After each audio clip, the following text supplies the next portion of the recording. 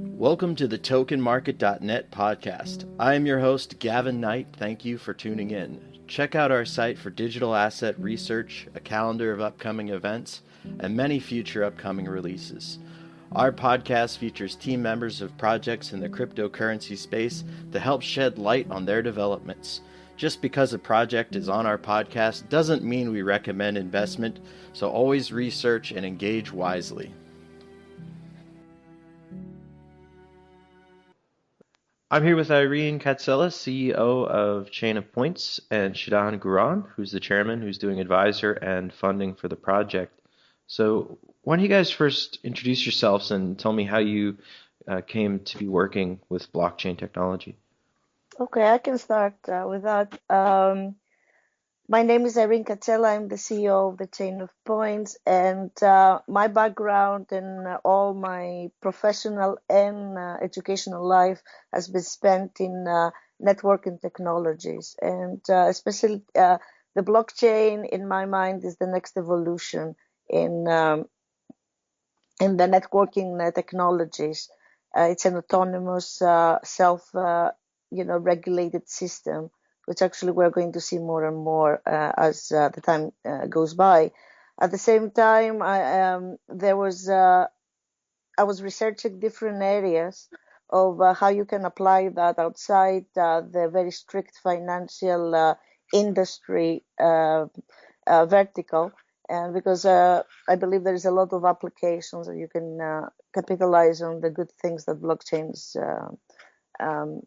is providing. I was working at around a loyalty program at the time, or a platform for loyalty program.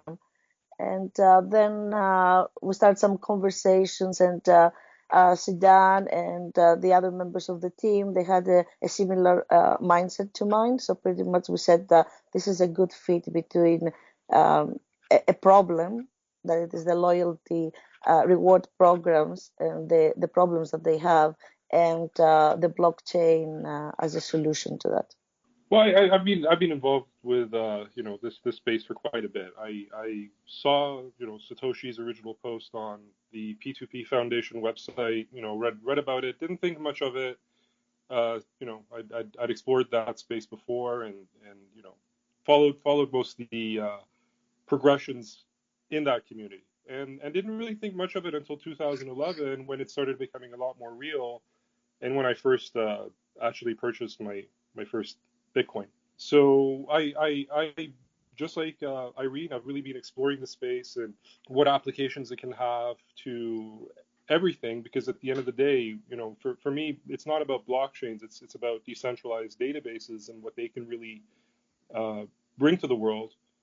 And that's been my primary interest as far as information technology goes, of both playing with and investing in. Cool. So you've been following Bitcoin for a long time. So let's talk about points. Points are the central piece of Chainofpoints, obviously. So how is this beneficial for the merchant, the consumer, the developer? How are they going to use this? Yeah, I mean, the points for us is the fuel in order to get the blockchain, our blockchain that we're building, going. So for the merchant, there is certain advantages to that. They can just really issue their own reward points, not unlikely what is happening today, and also just define the rules and the parameters of redemption or exchange or anything else that they would like to do. So from that point of view, there's not so much different for the merchant. What we're just really providing, it is a better way to just really introduce their loyalty program. And the blockchain plus our proprietary interface, which is going to be the wallet for the merchant, is going to enable that. So everything has to be, it's going to be extremely simple, easy to just use by the merchant and for the user as well. And they will just capitalize on all the great flexibility of the blockchain. And if I might add, there is also one more advantage into that. One of the problems that the merchants are having is when they issue reward points, is that becomes a huge liability on their on the balancing sheets, and this is actually one of the motivation why they want points or reward programs to expire after a certain amount of time, because their rewards are going to associate it with the points. This liability, it is removed because in essence they have just really bought the points, and so for them it's not a liability from the financial point of view. So let's talk briefly about your blockchain. You mentioned before the podcast that it is still delegated proof of stake. So it's going to be obviously open source and decentralized. So why did you choose that rather than like a federated model or proof of work? What do you like about delegated proof of stake? Sure. So I'll take a stab at this one. I think so first let's look at a federated model and maybe a permission ledger type model. Well, in that case, you're dealing with very few players generally that trust each other to a degree anyways. And the truth is, I don't think that outside the financial industry you're going to find that sort of cooperation. So even for loyalty, I think that model makes most sense for banks, credit card companies, and the like to really adopt for creating one interface to the loyalty industry. One interlinked network with one interface as far as programming goes and protocol goes, and they can really benefit from that. But that's not what we're trying to build for. What we're saying is the technology is advanced enough now that you can actually you don't need the financial industry for loyalty points. Commerce is the important thing, and that's the solution that we're really trying to build out, is build a solution for merchants and people that directly service those merchants without any intermediaries really being involved that take a needless fee, really, because the technology is mature enough for that use case. Proof of work is not scalable enough for this industry. Again, this is an issuance platform, so there's an amount of subjectivity in it anyways, right? It's a social platform. You're issuing something that you have to claim in real life anyways. And delegated proof of stake is perfect for this because you can actually compete with almost credit card like scalability, and give consumers what they really need. So that's why we chose delegated proof of stake, really. And a lot of people are building things on Ethereum and other blockchains. What kind of brought you to the full realization that this needed its own blockchain? And are you doing like Turing complete, or what kind of scripting language or possibilities does your blockchain allow for people to create these point loyalty programs? Yeah, so I think again we really think that being a universal database is much more important than being a world pocket calculator at this time. And Ethereum gives you a lot of attack vectors and a lot of complexity and technical debt that comes with it, that I think for the near future are going to be a real liability for building real solutions on. I think what we saw in the DAO attack, for example, is just the start of it. I do believe in that vision. I think it will be a reality maybe a decade from now, but it's not a solution for today. And building something more constrained is actually more advanced in a sense, because it takes much more thought into what the platform exactly should be doing and what functionality it should have. So our system is very different. We take, first of all, legal contracts as having precedence over code. Code is not law in our system. Our system is a platform for issuance. It's a decentralized platform for issuance. But at the end of the day, those contracts are for the benefit of society and people. So, for Bitcoin, that's not an issue. You want actually something that's the opposite of that. So we're very complementary actually to cryptocurrencies as currency. So things like Bitcoin, Litecoin, and XMR, I really believe in as platforms. But going back to Ethereum, so our system actually evaluates legal contracts. So whether it's a financial instrument like a zero coupon bond, or a very simple service contract like a loyalty scheme, or maybe even a simple service warranty, we evaluate that, and we also, by the way, have built into the system a standardized protocol for dealing with oracles, which I think is very important. Again, for things where you're issuing, this is really important. And it evaluates those contracts and it makes decisions based on those contracts using a language that's almost like SQL.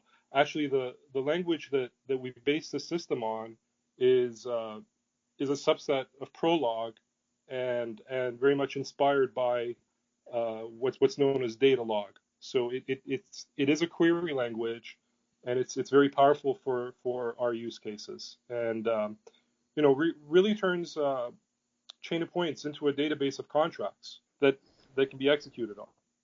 Right. So it's hard to predict what happens to Ethereum, but yeah, I hear this, and I think that it is built for almost to do everything, and in this case, it was better to do it custom from your end. So we're universal enough to do everything that we need to be done for an issuance platform, but we're not universal enough to be a world's computer.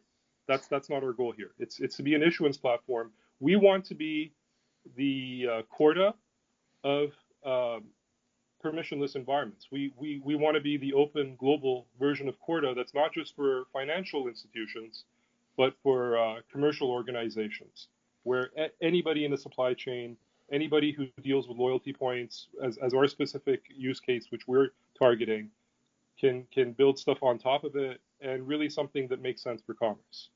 Right, and if I may add, that it's not only necessarily that it's going to be forever only around the loyalty business, because we're talking about small contracts. So there will be other applications that people will be encouraged in the ecosystem that we are just creating to use our blockchain to do that. One more thing about the concept behind that. We're just really creating something to be easy to use and also very, very efficient, and especially for small and medium type of businesses. But at the same time, we're going to provide the appropriate interfaces, as Dan just said, to interface even centralize a larger databases like Oracle.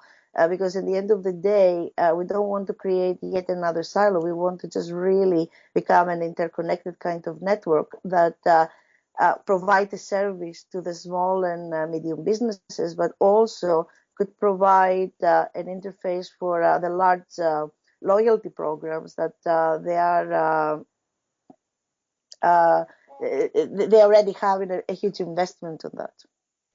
Okay, so let's part of this technology is taking complexity and also making it simple. So for the user. So how do you see like the user interacting with this? Is this more of an API or for apps, or are you going to create something? So let's say I go to the store and I buy a loaf of bread. Do I get points, or how do you kind of see that whole transaction happening? So would I have maybe an app or a desktop wallet or something like this, and an ID, and then how do you make it simple for the consumer?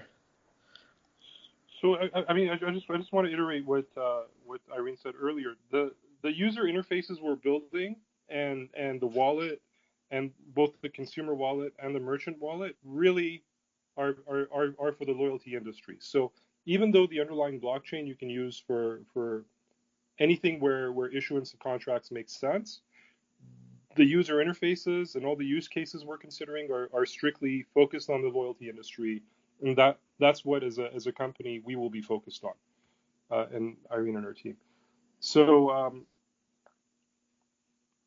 I mean, Yeah. So my question was just, are you guys going to be building mobile apps or what? Could you walk me through kind of what a consumer, Right. how a consumer will interact? So let's say I'm interested in loyalty. I don't know much about blockchain. I want to use this service. I want to collect points. How much, how much will I have to learn, and how do you make that transition simple for first the consumer and then the merchant? Okay, so the consumer doesn't really need to know about the blockchain unless the consumer wants to know more, because the only thing that they need to know when they go to buy a cup of coffee or anything, it is just to show their QR code or something extremely simple, and this is going to find out if that particular vendor or merchant it is participating in the program or not, and it's going to just really credit the reward points to that particular customer. So we are not expecting that the people that they are going to use that they have to be experts in blockchain. Quite the opposite. It's going to be the difference for them is going to be that they will have a higher degree of flexibility of how to use those points uh, because of the blockchain that it is the underlying technology in there, they will have more options about exchange them, combine them, uh, even just transfer them to others, or and all that. That it is not so easy to do in existing systems today. If I look at that from the merchant point of view, again, we're just introducing simplicity. So the merchant wallet is not going to be a completely different system like the ones that most of the loyalty systems they are just need to have in the merchant point of sale. It's going to be a wallet with more additional features. And this has to do because the merchant will need additional functionality. One of them it is just to define the parameters of the program, and the other one it is also to have a way to monitor the efficiency of the program.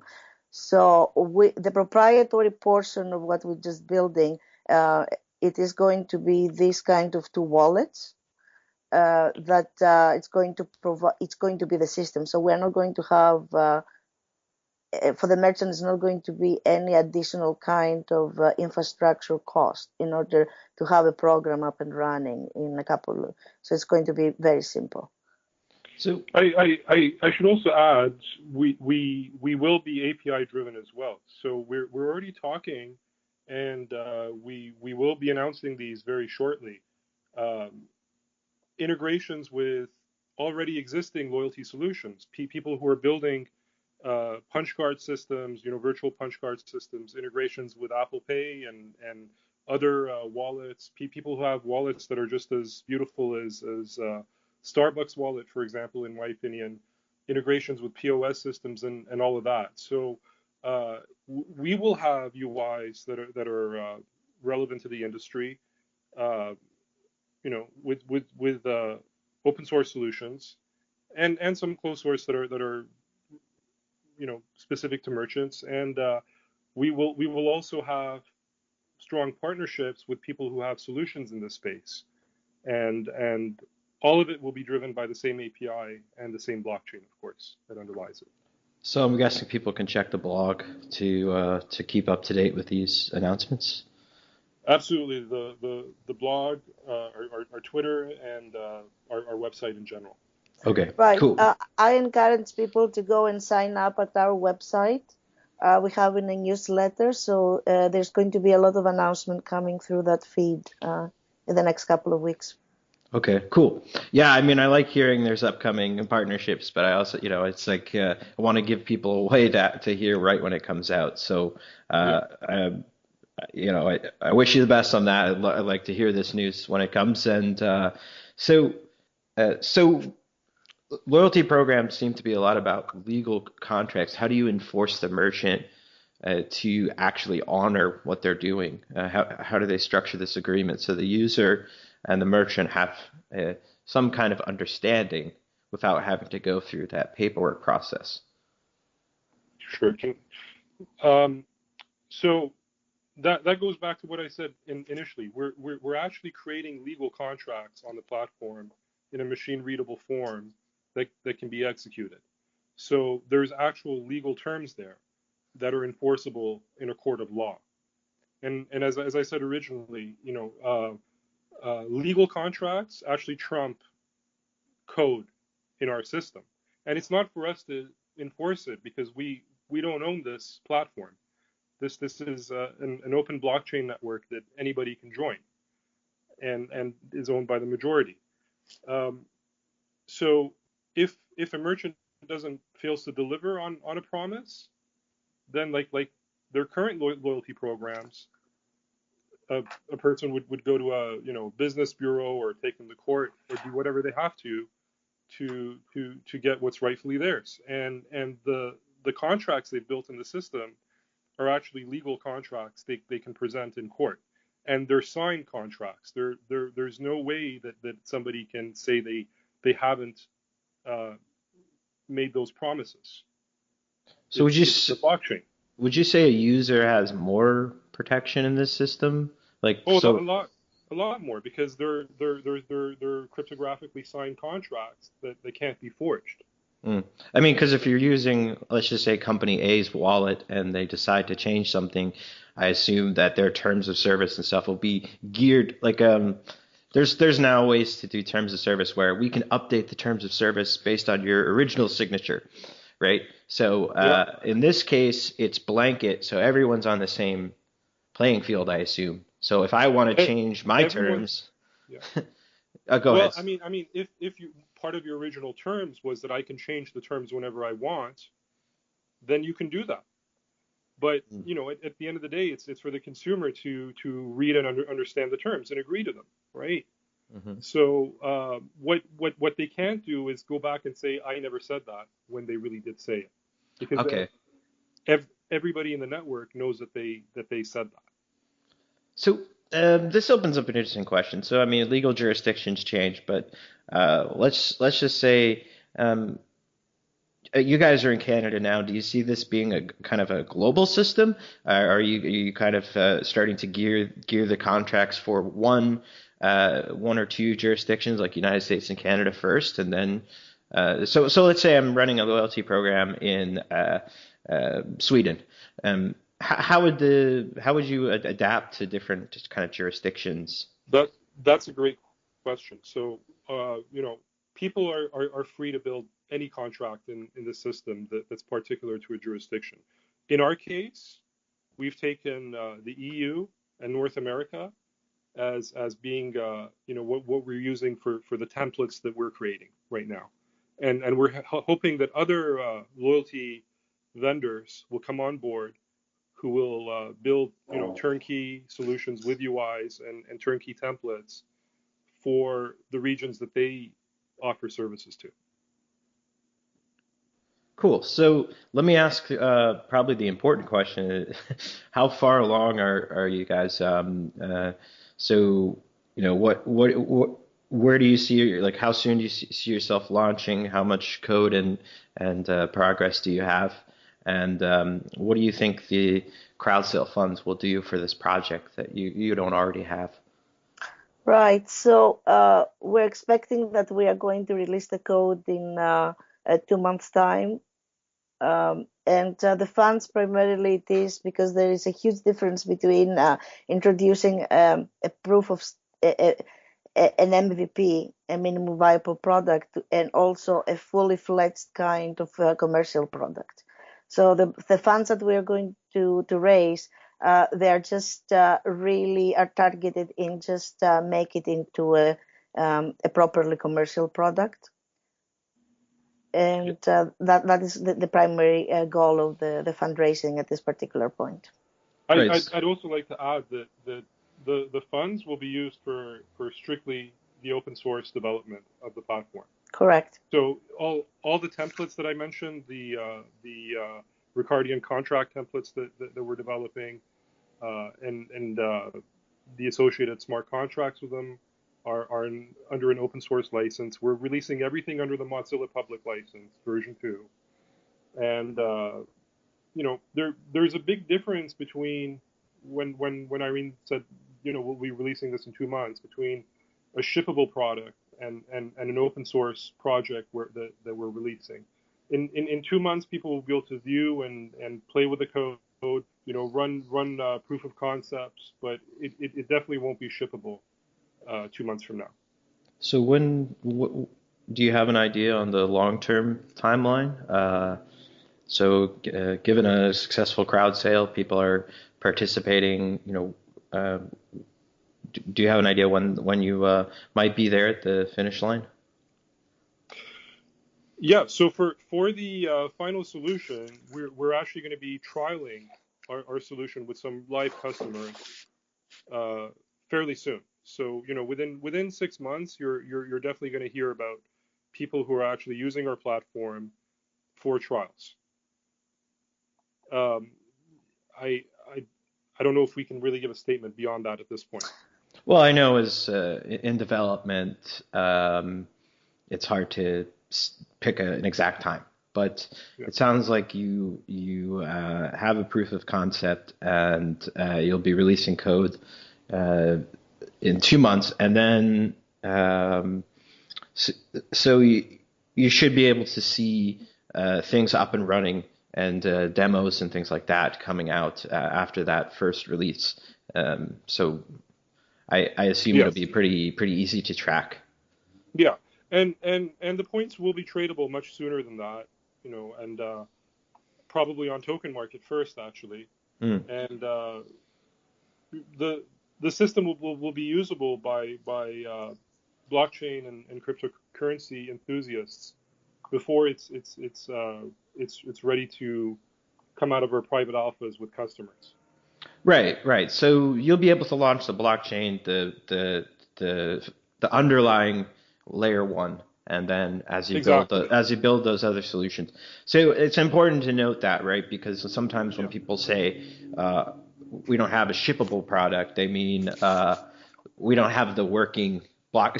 A lot of projects it's just the blockchain. So you'll be launching the blockchain much earlier. You'll have that piece and the framework.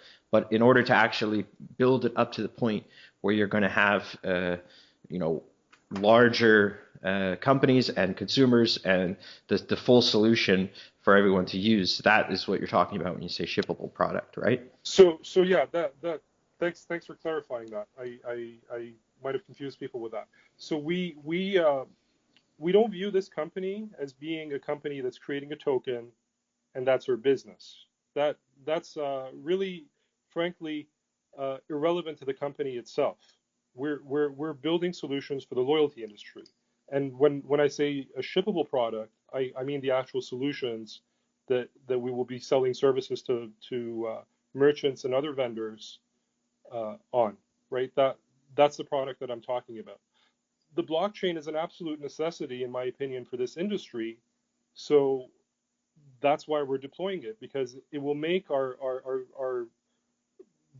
the vision we have and Irene and her team has for the product line a reality. You can't have one interlinked network where points are tradable without accepting a lot of legal liability unless it is a decentralized system. You can't compete with a credit card network for that purpose unless you are doing something really remarkable. For example, building a decentralized solution on the blockchain. So and for us as a small company, it'd be impossible for us to hit every single vendor of loyalty program solutions and say integrate our protocol with your system.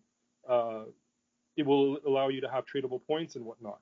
But if we have an open protocol that any developer can take and integrate into their wallets and their solution, then it becomes a much more realistic way of spreading the whole idea to the world and having a very, very rich ecosystem. So the blockchain is a necessity for us. It's not the business itself. Right. Does that make So sense? yeah. I understand.